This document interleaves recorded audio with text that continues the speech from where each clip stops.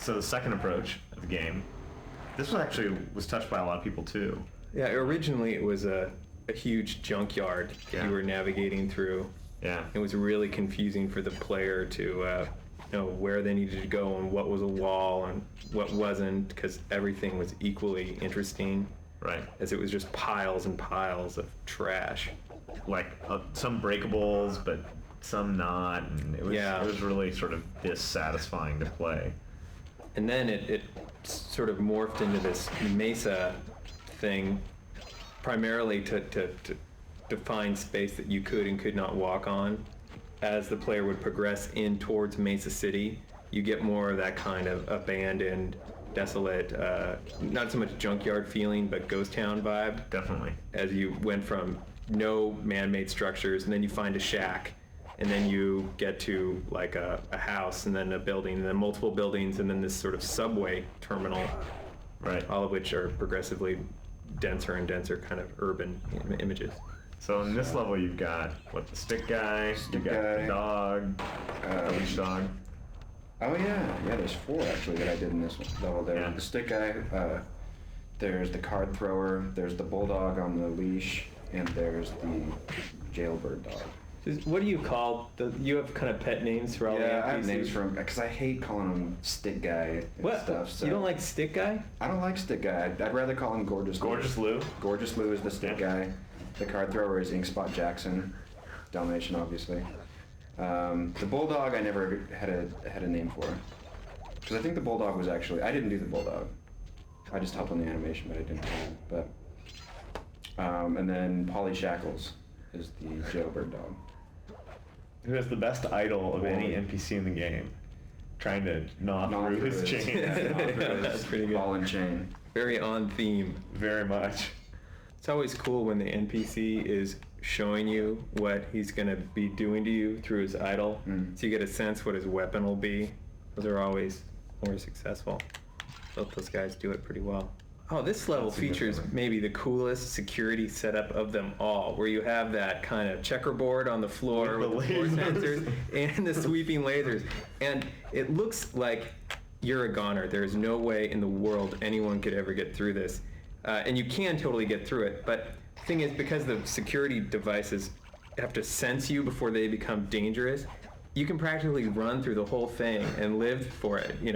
But you'll be fine. But it looks just overwhelmingly tough.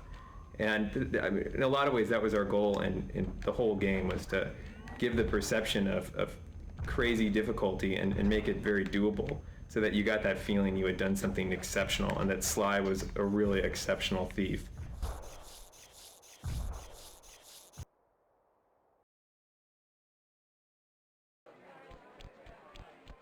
This is the only level in Mugshot's world that actually is a casino. And originally, when we had set off to make Mugshot's world, it was all going to be casino. We just sort of weren't that interested in doing a whole casino world after doing one. So we had to find lots of stuff around it. That's why we have buildings outside of it and the rooftop on top of it. Well, it's just more interesting going through the urban environment than it was kind of making your way through these slot machines and dodging the gangster dogs. Kind of like Real Vegas, where it's interesting for the first time you see it, and for a little while, and then after a while you kind of get numbed. But it's based on real casinos that have a lot of water and swinging, sparking cables. Yeah. That you've seen, real casinos you've been to, over in Tulalip.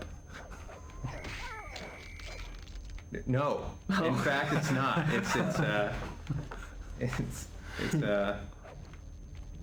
It's not.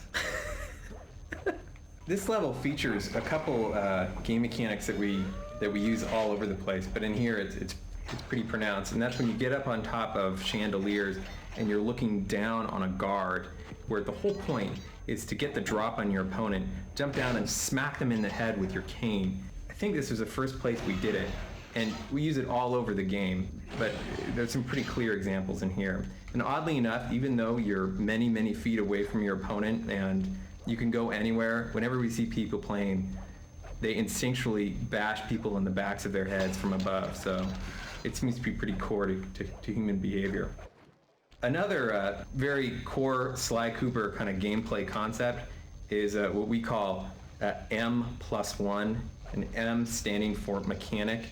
So when you're playing the second half of this level and you're jumping on those spinning roulette wheels, you'll notice that the first set you're on, they're not dangerous at all. And that's just to teach you sort of what it's like to be on these wheels that have little partitions and they're moving. And then the second one you get to has dangerous tabs in them. So you have to kind of watch out where you're jumping. That's M+1. The +1 is the dangerous tabs. Then you get to the third set of wheels and you're at M+1+2. And the 2 is the laser beams, which you can't cross. So you need to get between the wheels fast. And then you get to the fourth set of wheels and the wheels are going in the opposite direction. If you sit and you play this game, or the second half, and you really look at how the difficulty is ratcheted up one wheel at a time, it's crazy clear that that's how we try and increase the tension in the gameplay, but not overwhelming the player off the bat with complexity, because you're taught each little mechanic along the way.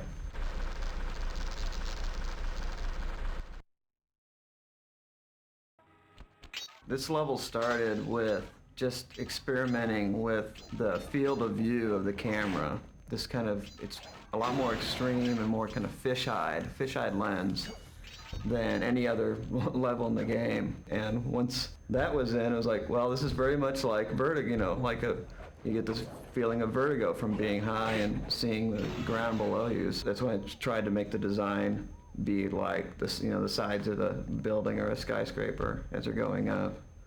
Yeah, and we ended up motivate that. Yeah, we ended up doing it on the inside, kind of the hotel, sort of in a kind of an atrium or a courtyard in theory. We invented these bouncers. This was actually the first place in the game that we had used, in this case, an awning, but anything that would bounce sly upwards, and really started to tune and play with that gameplay about, how high should they each bounce and what's the right amount to give the player control while he's in the air.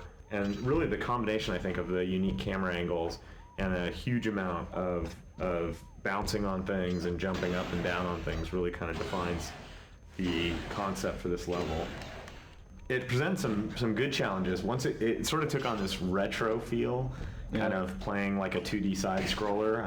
Our producers at Sony even, kind of took us to task once or twice about how retro that felt.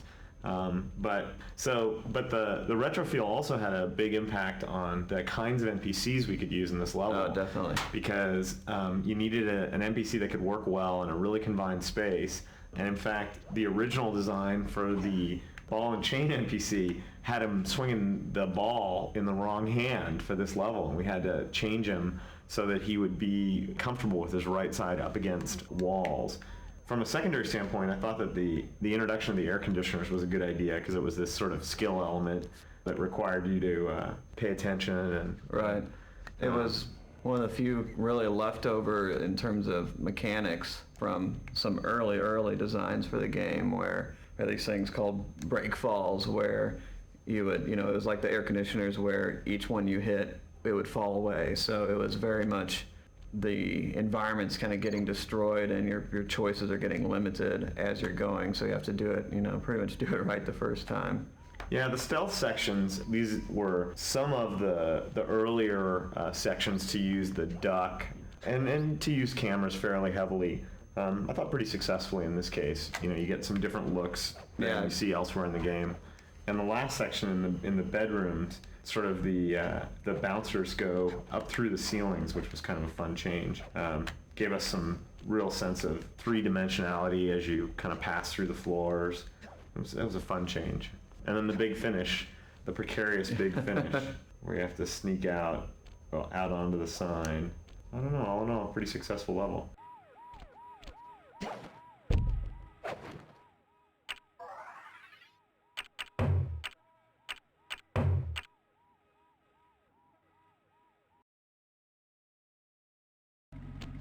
I did the kind of layout design for this world using Legos, and it actually turned out pretty close to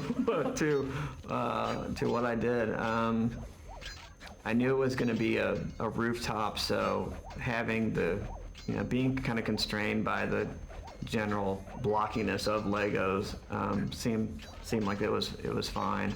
and it helped me get the elevations worked out, and I found it easier than doing it on paper because of all the, it's going to be done in 3D anyway. So if you're throwing it together with Legos, you can get, kind of hold up to your face and look at it from all these different angles and try and imagine what shots you're going to have in it. So I think it was the only level I did with Legos, but I think it helped a lot. Compositionally, the level was really fun to work on. It was, once he had the letters done and we knew the elevation, then I went in and even from the very first shot, you'll see that nothing overlaps each other. So the level doesn't feel like extremely super full, but it doesn't feel like it's all a bunch of clutter. And dealing with NPCs, they were really fun. We had a lot of designs and thought about different ideas that would really relate to the idea of dogs playing poker. That was the theme. Yeah. The main theme behind it. So you'll see like the dog throwing cards and having his idols being card tricks, and the slobbering dog, the junkyard dog, which is started in a whole different design with the bobbing head. It ended up being one of our most complex characters with blend shapes and really great idol of like chomping on a bone. And then at the top, or actually the lower levels, you'll see we call it Dog with Stick, which is totally a play on the thiefy dog sneaking around and how the idea of this big, cumbersome guy being able to walk so agile with the big stick. And then also the final one, which is you see up in the top level, which is we call him Paulie Shackles. And that's a jailbird, and he originally was a woman with a purse, and we found it too offensive, so we had to redesign. We're like, what are we gonna do? We have to redesign with the same gameplay mechanics, and we came up with different ideas, like maybe it'd be an Elvis impersonator with a microphone, but the whole idea of the thin string was too hard for a player to see, and the microphone really wasn't that big of an object.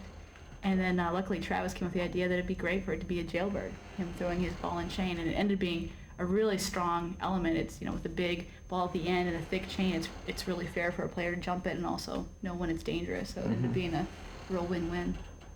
Well, a lot of the other game design stuff that's in this world besides the sign came out of brainstorming sessions with the people who were going to, people like Suzanne and Karen and Dev, who were going to be directly involved in how this level was going to get fleshed out. So the cars with the clues on them that drop away when you come off of them, I think that was Dev's idea, and having the sign, like the big bone that crashes through the wall and everything like that. So it was one of our better, very collaborative efforts. Definitely.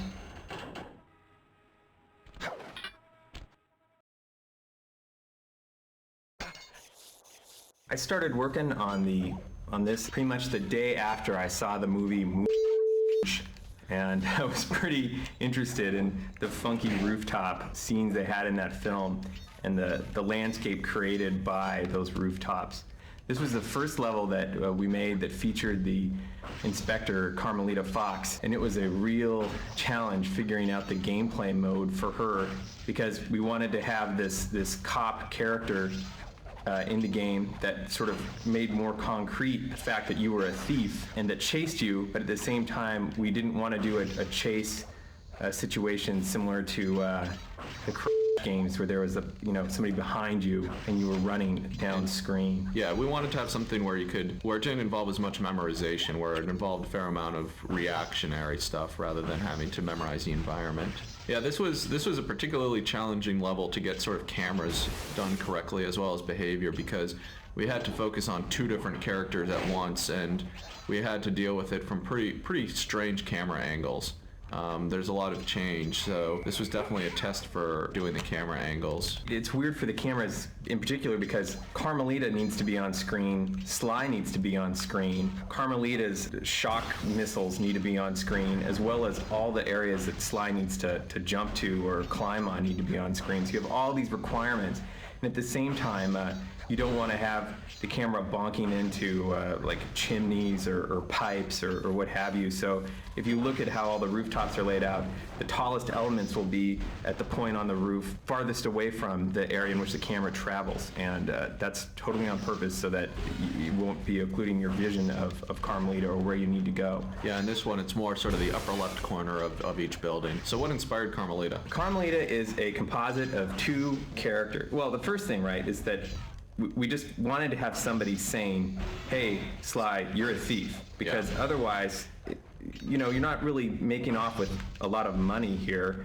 You're stealing a lot of keys and you're stealing back your Thievius Raccoonus from other thieves. So unless we had a law enforcer telling you explicitly, you are breaking the law, it didn't really seem like you were breaking the law, which you are. Breaking the law, which you are. Anyhow, Carmelita is the product of really wanting to combine two characters. One is this inspector character from the series, Zen, who is a detective that hounds you, and it's pretty standard, right? It's sort of like Javert and Jean Valjean. A lot of these, you know, works of fiction that are about a criminal character have this tireless cop that hounds them all the time and their relationship. And the second character that we were pretty overtly riffing on was this federal marshal and a bank robber, and they fall in love, but they can't be in love because they're on opposite sides of the law. So Sly and Carmelita, they have that thing kind of going on where she is both his true nemesis and love interest at the same time.